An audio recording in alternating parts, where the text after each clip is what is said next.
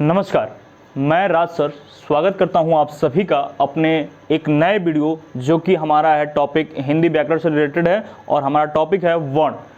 आज से पहले आपने वर्ण कई बार पढ़ा होगा, बहुत बार पढ़ा होगा, लेकिन मैं गारंटी दे सकता हूं कि आज जो मैंने बोर्ड पर लिखा है ये वर्ण और इसके बारे में जो विशेष लिखा गया है इनसे रिलेटेड चीज़ें आपने नहीं पढ़ा होगा।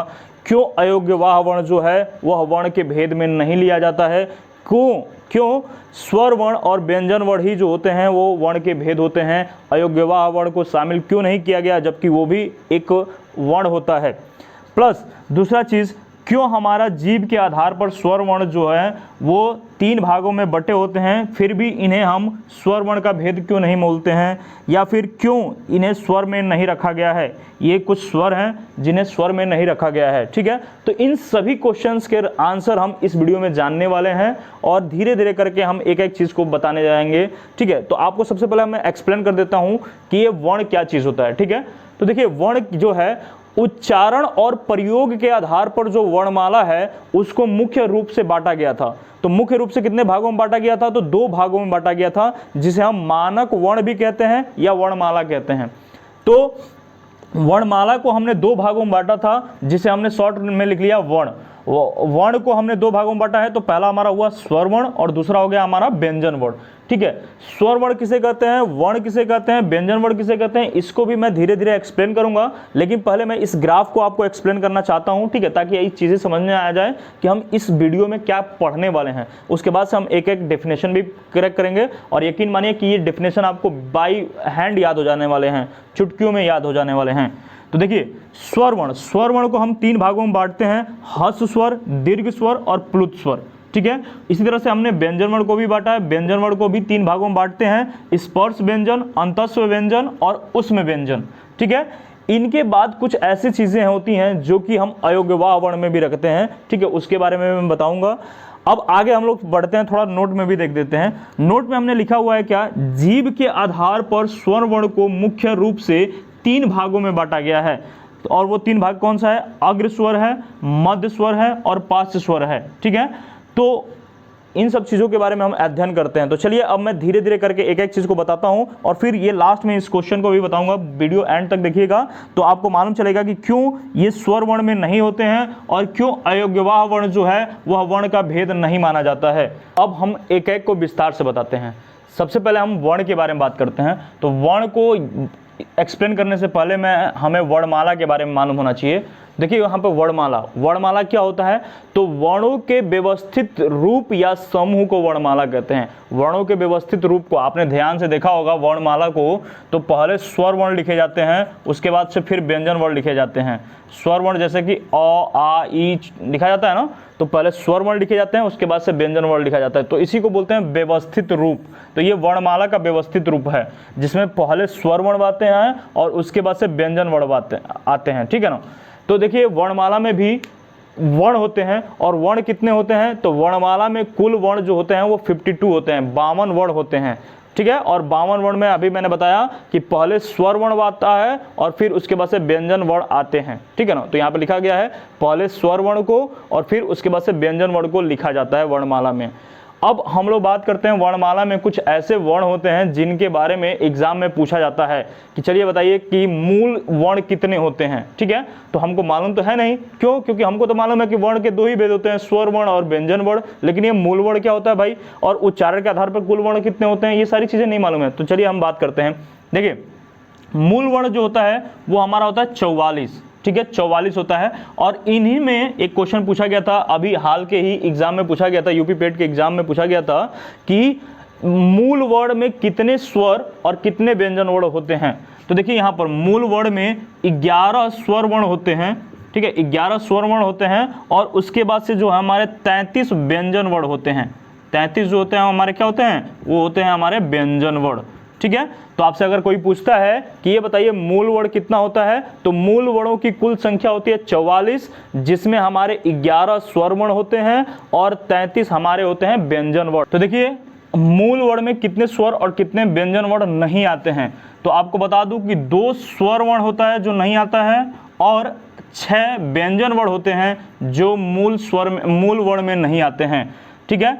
तो इसके बारे में बताऊंगा कि कौन कौन से स्वर वर्ण होते हैं जो मूल वर्ण में नहीं आते हैं, और कौन कौन से व्यंजन, 6 ऐसे व्यंजन वर्ण हैं जो हमारे मूल वर्ण में नहीं आते हैं। ठीक है, तो इसको मैं अभी लास्ट में बताता हूं इसके बारे में भी। चलिए इसके आगे देखते हैं, उच्चारण के आधार पर कुल वर्ण कितने होते हैं। तो उच्चारण के आधार पर अगर हम बात कर रहे हैं किसी को, तो उच्चारण के आधार पर कुल वर्णों की जो संख्या होती है वो हमारी होती है 47 होती है। इस 47 में कितने स्वर और कितने व्यंजन वर्ण, फिर से वही चीज़ होता है। तो देखिए इस 47 में हमारे 10 स्वर आते हैं, 10 स्वर होते हैं, और बाकी जो है वो 37 हमारे होते हैं व्यंजन वर्ण। ठीक है, 10 स्वर और बाकी 37 जो होते हैं हमारे व्यंजन वर्ण होते हैं। ठीक है, अब इसमें भी ऐसा है कि उच्चारण के आधार पर कौन कौन से स्वर तथा व्यंजन वर्ण को नहीं रखा जाता है, उसके बारे में भी बताऊंगा फिर आगे। देखिए लेखन के आधार पर हमारे कुल कितने वर्ण होते हैं। तो देखिए लेखन के आधार पर भी हमारे कुल वर्ण जो होते हैं वो होते हैं हमारे कितने, 52, और मानक के आधार पर भी हमारे कुल वर्ण कितने होते हैं, 52 होते हैं, जिसमें हमारे होते हैं 13 स्वर वर्ण होते हैं, और 39 जो होते हैं, माने 39 जो होते हैं वो हमारे होते हैं व्यंजन वर्ण। ठीक है, ठीक इसी तरह से लेखन के आधार पर भी होता है। तो लेखन के आधार पर भी हमारे 13 स्वर वर्ण होते हैं, और 39 जो होते हैं वो हमारे होते हैं क्या, व्यंजन वर्ण। ठीक है, अब इसके बारे में भी हम आगे बात करते हैं। चलिए अब देखते हैं हम लोग थोड़ा सा वर्ण, वर्ण किसे कहते हैं, ये मेन चीज है कि वर्ण किसे कहते हैं। पहला, भाषा की सबसे छोटी इकाई जिसके खंड या टुकड़े नहीं किए जा सकते हैं या नहीं किया जा सकता है उसे हम वर्ण कहते हैं। या दूसरे तरीके से हम बोल सकते हैं कि वर्ण उस मूल ध्वनि को कहते हैं, वर्ण उस मूल ध्वनि को कहते हैं जिसके खंड या टुकड़े नहीं किया जा सकता है। ठीक है, तो ये हमारा परिभाषा हो गया। अब हम बात करते हैं वर्ण के भेद के बारे में। तो अभी मैंने पहले भी बताया था कि वर्ण के 2 भेद होते हैं, पहला होता है स्वर वर्ण और दूसरा होता है व्यंजन वर्ण। ठीक है, अब मैं यहाँ पे बताता हूँ स्वर वर्ण किसे कहते हैं। तो स्वर वर्ण वे वर्ण जिनके उच्चारण में, वे वर्ण जिनके उच्चारण में किसी अन्य वर्ण की सहायता न लेनी पड़े। जैसे कि फॉर एग्जाम्पल मान लीजिए आप उच्चारण कर रहे हैं अ का, तो अ के उच्चारण के लिए हमने किसी और अन्य वर्ण की सहायता नहीं लिया। अगर हम क का उच्चारण कर रहे हैं तो क में हम 2 चीज़ों का उच्चारण कर रहे हैं, एक तो हमारा आधा क है और प्लस हमारा अ इसमें मिला हुआ है, तब जाके ये कहीं ना कहीं ये क बनता है। शुद्ध क हमारा ऐसा होता है। ठीक है, शुद्ध का जो होता है वो हमारा ऐसा होता है, और इसमें अ मिल जाएगा तब हमारा क बनता है। लास्ट में हम जब उच्चारण ले रहे हैं तो लास्ट में देखिएगा आप अ की मात्रा आ रही है। ठीक है, तो ये जो है ये हमारा व्यंजन वर्ण होता है। क्यों?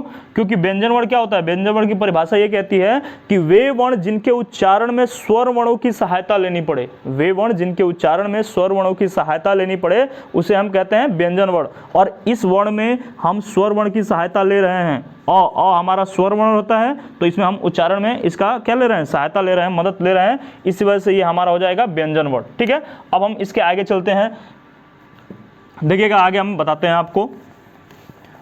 धीरे धीरे किसी भी चीज़ को अगर आप सीखना चाहेंगे तो सीख सकते हैं, अदरवाइज दुनिया की कोई ताकत आपको सिखा नहीं सकती है। अब हम बात करते हैं स्वर वर्ण के बारे में। ठीक है, स्वर वर्ण, तो मैंने परिभाषा बताया कि स्वर वर्ण किसे कहते हैं। ठीक है, अब हम बात करते हैं स्वर वर्ण के भेद।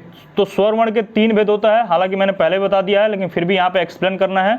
तो हस्स स्वर पहला जो होता है हमारा हस्स स्वर। ठीक है, तो हस्स स्वर किसे कहते हैं, तो वे स्वर वर्ण, वे स्वर वर्ण जिनके उच्चारण में, जिनके उच्चारण में, ठीक है, कम से कम समय लगता है, कम से कम समय लगता है, कम से कम समय लगता है, उसे हम हस्स स्वर कहते हैं। देखिए अगर आप चाहते हैं तो मैं लिख के भी बता सकता हूं। ठीक है, लिख के बताने में थोड़ा सा वीडियो लंबा हो जाएगा, इस वजह से मैं लिखता नहीं हूं, नहीं तो मैं लिख के भी बता सकता हूं। ठीक है, बोलते वक्त लिख भी सकता हूं, ऐसा कोई दिक्कत नहीं है। तो वे स्वर वर्ण जिनके उच्चारण में, ठीक है, जिनके उच्चारण में कम से कम समय लगता है उसे हम क्या कहते हैं, हस्स स्वर कहते हैं। आपको एक चीज और बता दें, हस्स स्वर जो होते हैं वो हम मूलतः, हस्स स्वर जो होते हैं वो हम मूलतः 4 ही होते हैं। कितने होते हैं, 4 होते हैं हस्स स्वर। अब बात करते हैं हम दीर्घ स्वर के बारे में।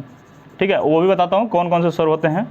दीर्घ स्वर के बारे में बात करते हैं, तो वे स्वर वर्ण, वे स्वर वर्ण, ठीक है, जिनके उच्चारण में, जिनके उच्चारण में, जल्दी जल्दी लिख रहा हूँ क्योंकि वीडियो लंबी ना हो इस वजह से, वे स्वर वर्ण जिनके उच्चारण में हस्व से दोगुना समय लगे, हस्व से दोगुना समय लगे, चाहे समय लगता है, उसे हम दीर्घ स्वर कहते हैं, दीर्घ स्वर कहते हैं।